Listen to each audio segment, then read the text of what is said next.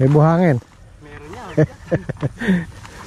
Mahirap ano yun, yung ililipat na namin dito para sakaling mapaulit natin to. Wala nang, buti hindi nasagasaan kahapon yan. Wala kami, nagroto siya, wala kami. Kailangan natin mag-spray. May buhangin nga, Trek, no? Hindi mo tinawag sa inyo? Tulog pa? Yo!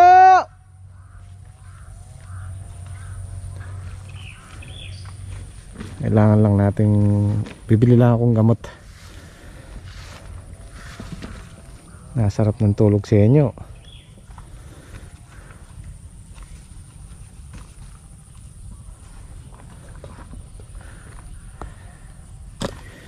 Ito na natin papadaan para hindi sagabal sa ano. Sarap na tulog si Henyong. Yo!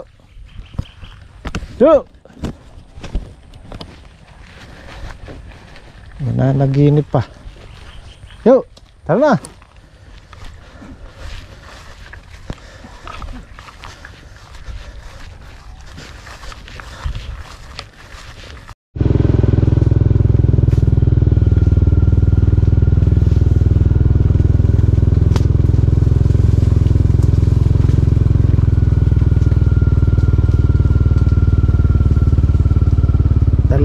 Metro yung gamit namin na yan, isang puti tsaka isang itim.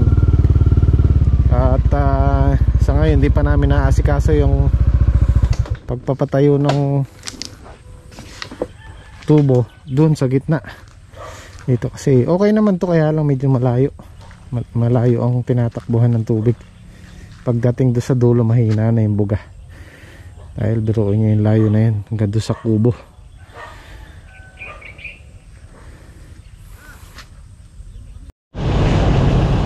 May pulis.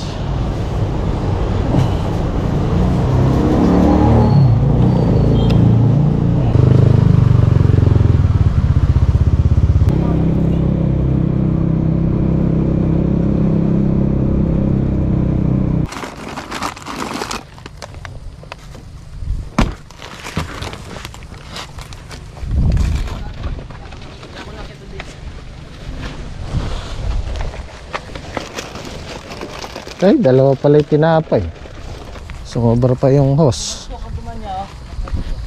Basa na. Nakapag-hingi ka ng diesel na. Sinong dumaan? Yung exhaust dyan. Mura lang. Magkano? 1.7. Ayun, 1.7 nga. Mura lang nga pala. Binilang ko ng Royal si Patrick, may lagnat eh. Trek, gusto mo Royal? Parang bata, ano. Hindi guys, paliwanag ko lang. Kinuhanan ko ng video sa inyo kanina, natutulog. Baka mabas na naman ako eh. Dapat di na sinasama. Katuwaan lang po yan. Yun talaga yung oras ng lusong namin, alas 3. Nagkataon lang na nauna tong dalawa. Eh nagkatrabaho na sila kaya tinawag ko sa inyo. Alas 3 talaga yung lusong namin pagkapananghali para hindi mainit. Medyo nahuli lang ng konti sa inyo kaya ginising ko na siya. Kasi na yan, nakakaya naman kay Patrick kaya kay Eddie, no? Problema din yun. Hindi. Nakikita ko kasi si Patrick nahihirapan siyang maghila nung hose. May mga buhangin sa loob. Pero wala pong ano yun. Huwag niyo pong personalin. Opo. Wala tayong magagawa eh, napasarap ng duyan. Nabago yung pwesto eh. Ang masakit lang nito, pag nanood si Oti, yari si Henyo. Mapapagalitan na naman. Huwag mong pagalitan. Talagang ganun ang oras ng lusong namin. Nasarap lang lang tulog ng konti. Tutulo pa kay Law eh. Pigo pa niya nyo. Hinihigo pa talaga, ne? Nahabol-habol pa. Sa inyo parang anong tawag nito? Parang sanggol pag natutulog, nakataas yung dalawang kamay na gano'n eh. Hindi ka pa naawat sa ina. Kaya pala ako lang mag-isang umiinom ng soft drinks. Sila pala may kape. Naging kape yan. Nagkapi sila eh. Brad, ano ininom mo? Milo. No. Ba? Talagang... May Milo everyday ka pala. Kayo ano ininom nyo? Ovaltine. Alam mo, ikaw lang. Kaya wala pala kape, yung Valtin pala yun. Ayo, iniinom nyo. Royal, pampalunas sa nilagnat. May pilignat ka? Nilagnat ako kagabi.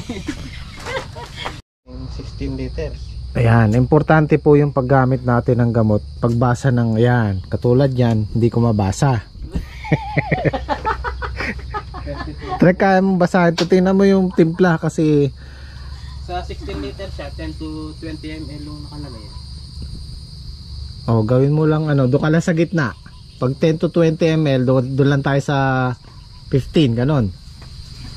Kasi guys, sa totoo lang, ang gulay kasi na ano din sa gamot yan, sobrang gamot, nalulutusin, nai-stress sila. Kaya kailangan doon sa tamang timpla, medyo tabangan lang natin ng konti.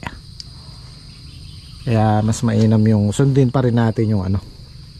Di baling tumatabang ng konti, wag lang tumatapang dun sa recommended na timpla. Nababasa mo yun, Brad? Grabe oh. Comment kayo guys kung nababasa nyo pa tong ganito kaliit. Wala na, tuldok-tuldok na lang kapanin ko yan. Dikit-dikit na nga eh. Ito, nababasa ko yan. Yan. Exert ka lang. Kaya teram ng ano, susi. Bakit? Magkukuha daw sa ano, tanker. Nakaabang na yung... May dala ka pang hosa. Oh. Oh. Hindi ba maninipsip yan, manghuhot? Kaya gaya na sabi ko guys, wag personal yan. Joke lang, biro-biro lang. Mahirap magseryoso sa trabaho. Medyo tatabang tayo ng konti dun sa recommenda. Kasi ang gagawin namin, ayan ang sabi ko dati, pag manipis yung ampalaya, isang ano lang, isang side lang. Ngayon, makapal na sila, magdadalawang side na kami. Dalawang side na yung spray. Kaya kung dati, ilang karga yan? Ilang karga yan de? 5? Kunya tayo nyo, Apat. 5 ata, 5. Oh, 5. Bali 10 karga na ngayon yan dahil kabilaan.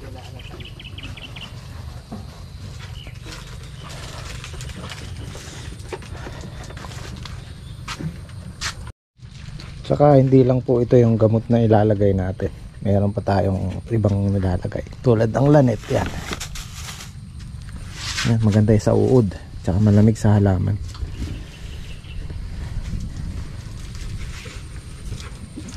So next schedule natin ng ano ng spray depende sa uod. Pagkatapos ulit mag-harvest. Okay.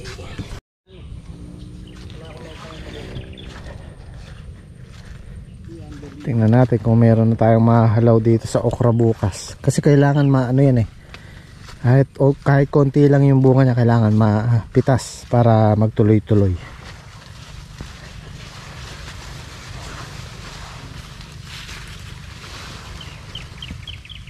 Ito wala pa itong masyado, maliliit pa yan oh. Yan oh. Pero yan, mabilis lang lumaki yan. 3 days, malaki na yan.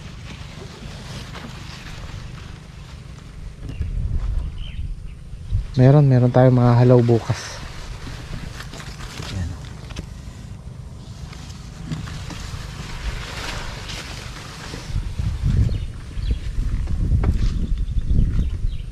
Once kasi na meron ng malalaki yan, tapos di natin pinitas, posibleng magsara yan, hindi sila magtutuloy mamunga.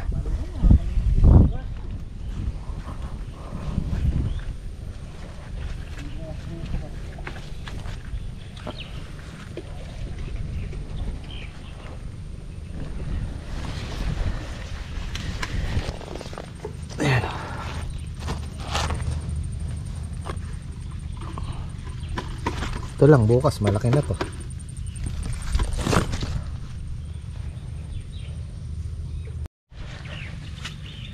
Ayan, tulad niya no, gugulang na yan.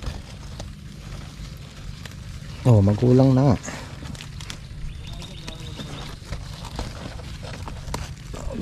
Kulang na siya. Kailangan nating bukas.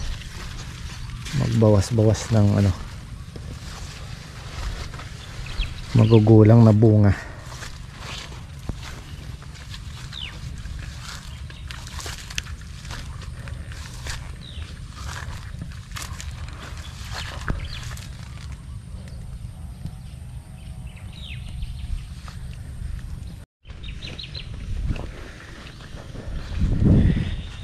Check up natin bukas, Trek. Ayun, meron na mga ganito, oh.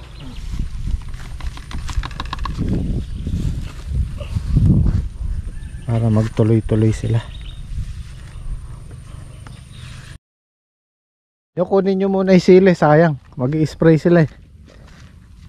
Kahit kalahating kilo lang maibigay kay Suki.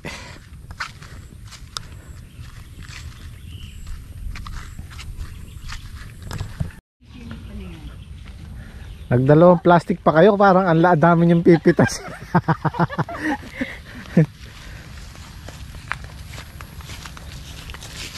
Dali yung Taiwan, marami na rin bunga, oh. Ano?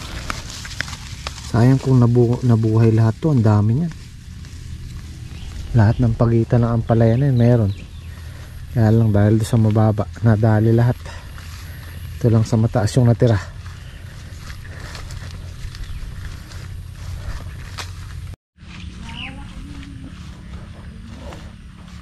Mapapansin mo naman maliit eh. Maliit yung sanga nya. Hindi na magbubunga yan. Kailangan kasi maalis pa rin yung mga to. Dagdag lang yan eh. Dagdag lang sa patabayan. Tulad nyo yun. Pwede pang ibenta. Pagka magpuproning ulit tayo nyan.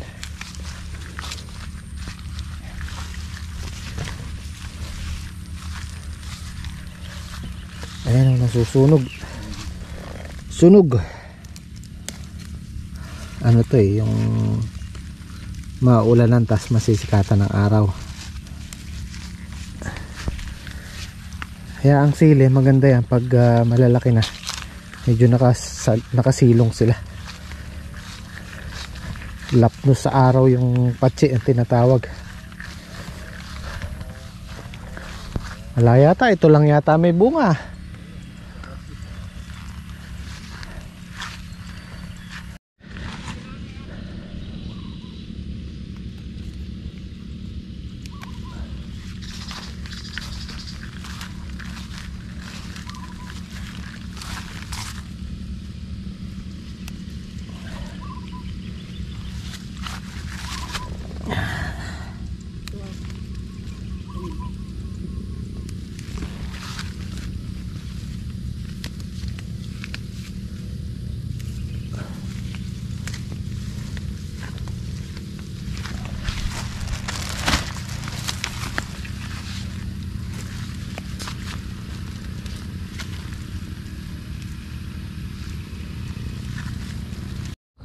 Ito guys, kagaya nito, kahit sprayin mo to hindi madadali kasi nakabalot siya.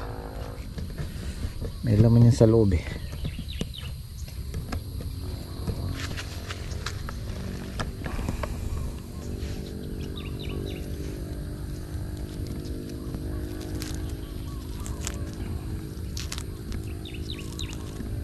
Ayan oh, fresh na fresh oh. Kaya marunong silang magbalot eh.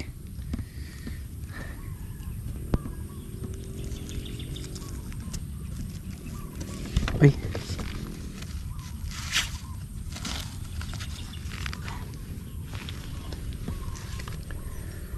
Sa may nakita ka nakabalot na ganyan, oo dyan.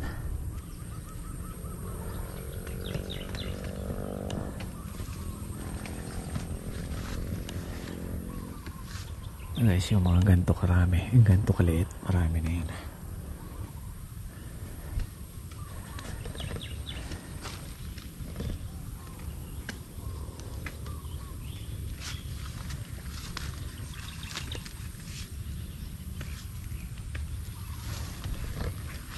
Hanggang 3 halaw makakarami na tayo ng harvest.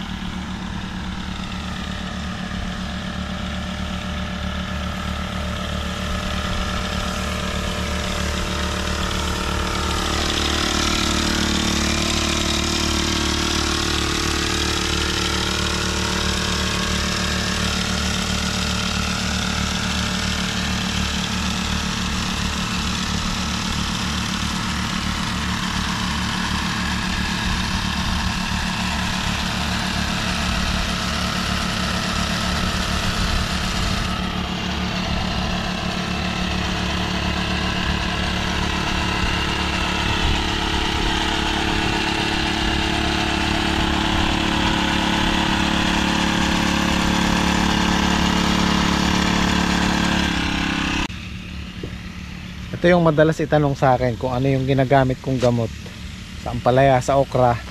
Mahirap pong sagutin ng direkta kasi paiba-iba po kami ng gamot. Hindi po kami nag-i-stick sa isang gamot lang. Depende sa maninirang nakasalakay. Saka mahirap pong mag-rekomenda nang hindi natin nakikita yung gulay. Kasi depende rin po yan sa sa status ng gulay. Kaya mas mainam pag meron kayong problema sa sa insekto, maninira, mas mainam po magtanong kayo sa binibilhan yung agri-supply. Kasi yan po, yung mga may business na ganyan, nagsiseminar po yung mga yan, kaya alam nila yung gamot, kung saan gagamitin, kung paano. Kung sa atin lang, medyo mahirap magrekomenda nang di natin nakikita yung gulay. Tsaka wag po tayong matakot subok ng ibang gamot, kasi kumbaga nag-i-evolve din ng mga maninira. Once na gumamit tayo ng isang klaseng gamot lang, katagalan di na nila papansinin yan. Kumbaga nag-i-immune sila sa gamot. Kaya mas mainam yung paiba-iba.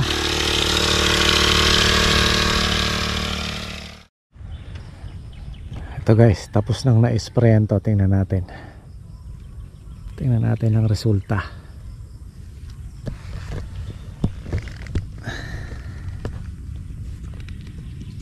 Ayan, pag hindi napatay, mangingitlog yan dyan, dadami na naman sila. Ayan, buhay na buhay pa. Hindi man ininda yung gamot. Oh. Ayan, oh. Diba? Buhay na buhay pa siya. Ay.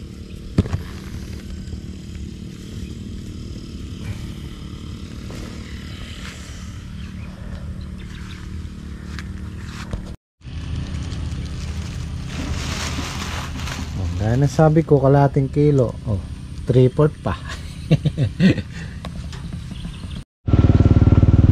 I-spray sila black. Yan, oh. Nakulang tayo sa tubig. Pero makapal-kapal na rin ang damo.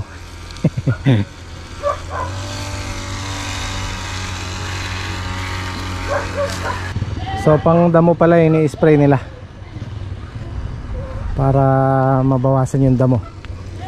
Pero actually guys, kumapal na yung palay, oh. May nakagaya ng dati. Kailangan lang sugpuin yung damo. Siguro yung iba sa inyo nagtataka kung bakit puro okra na lang tanim namin. Laging okra.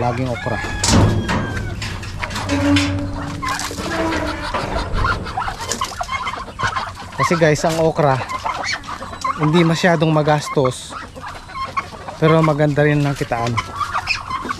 Mabilisan. Ito, pinaroto na namin. Ayan, yung farm 1. Nako po, ang tigas ng lupa. Hindi kasi pwede stable dahil nung basa-basa pa, hindi kaya ng stable yan. Ayan, pinaano ko lang yung damo para actually yan, napakataas na yan. Lampas tao na yung damo dyan. So siguro pag natuyo pwede nang pa-stable, or pag nagkatubig naman, yan ang option natin, kaparoto ulit natin. Actually naitumba lang niya yung ano, yung damo, pero at least ano siya, natumba, makuhang mabubulok. Tapos kung darating yung tubig ng irrigation, pupunuin natin yan para mabulok yung ano, yung damo. Ayan na po yung itsura ng farm 1. Namiss ko yung farm 1 Ayun o, basa pa o, malambot. Kaya hindi pwede stable dito eh. Duda ako doon sa sinasabi nilang baka daw regular yung tubig ng irrigation. Ayun, tuyo na, 1 linggo nang wala. So siguro magsisingit ulit tayo ng ano dito, okra. Ayan na naman, okra na naman. Eh guys, maniwala kayo sa akin. Okra, tamaan mo lang yung 40. Dadaigin niya yung ano, yung ibang gulay. Kasi mabilisan yan. Hindi pa namin natamnan ng okrang buo to. Tigkakalahati lang. Subukan natin yung mas malaki. Nag-aantabay lang tayo ng magandang panahon. Meron din akong kausap dito na magtatrabaho. Tinatanong ko siya kung kaya niya yung kalahating hektarya. Kaya daw, kaya. So subukan natin. Maliit lang naman ang puhunan ng okra eh. Buto lang naman ang puhunan nun. Gamot, pataba, yun lang. So siguro yun na lang, para hindi mabakante yung farm 1. Tagal niya na bakante, ilang buwan? 5 buwan yata. Almost 5 months. Yun lang yung hinihintay natin, yung dalawang option natin. Pagka hindi dumating yung tubig ng irrigation, stable tayo. Pag dumating, pupunuin natin ng tubig, roto ulit. Yun lang ang option natin. Pero mas maganda dyan, stable eh, para mabungkal yung lupa ng todo.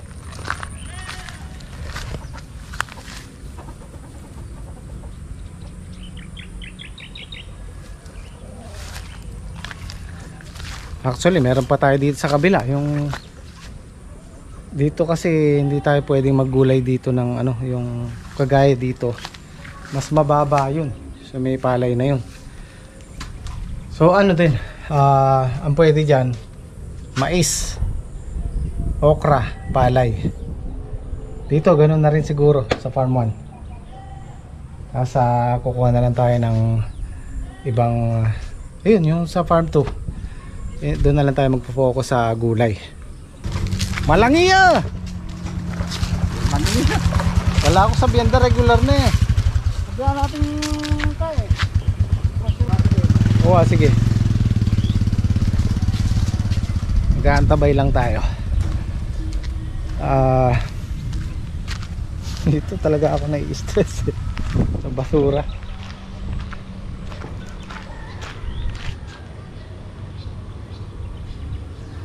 Kung meron sana tayong marerentahang maghahakot ng basura, pahakot na lang natin. Sorry, ano eh, putik eh, may kasamang putik. Ito, ganito yung kailangan natin sa farm 1, yung ayan o, yung magbabaon tayo ng tubong ganyang kalaki, o kahit yung mas maliit dyan, magbubutas tayo doon para, kasi baka matuyo yung ampalaya natin. Walang ulan, 1 linggo na mahigit.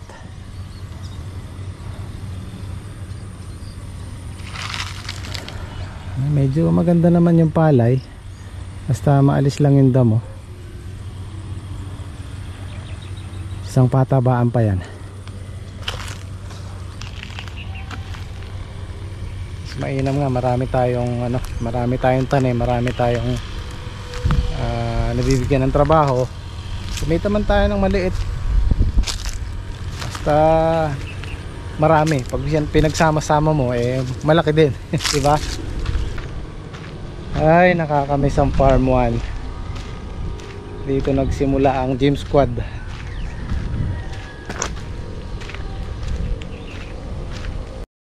Hello dos. Ang busog niya oh. Busog na busog ka ah. Oh.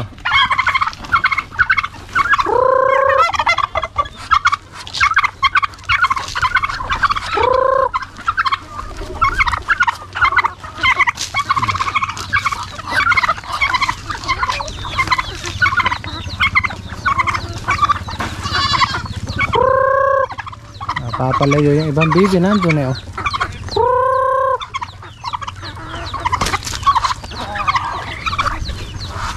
Isang benefit din ng mga nakakawala yung alaga natin, nakakakain sila ng ano, damo o kung ano yung nakakalkal nila dyan sa bukid para lumakas yung ano nila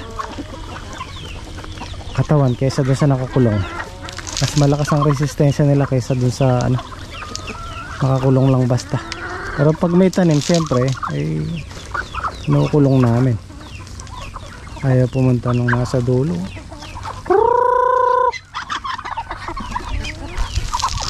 Ang ganda ni Dos oh. Ganda ng, parang ang ganda ng kutis niya no.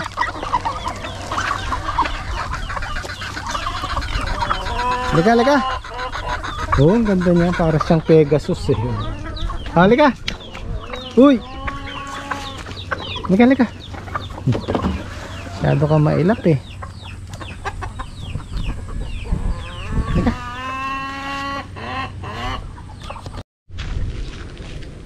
Dati maraming saging dito, yung saging na ano, saging bundok. Inalis namin lahat kasi hindi naman nakakain eh. Nasasayang lang. Nanghingi kami ng sabadon. Ayan, tinanim namin yan. Isang taon na mahigit yan.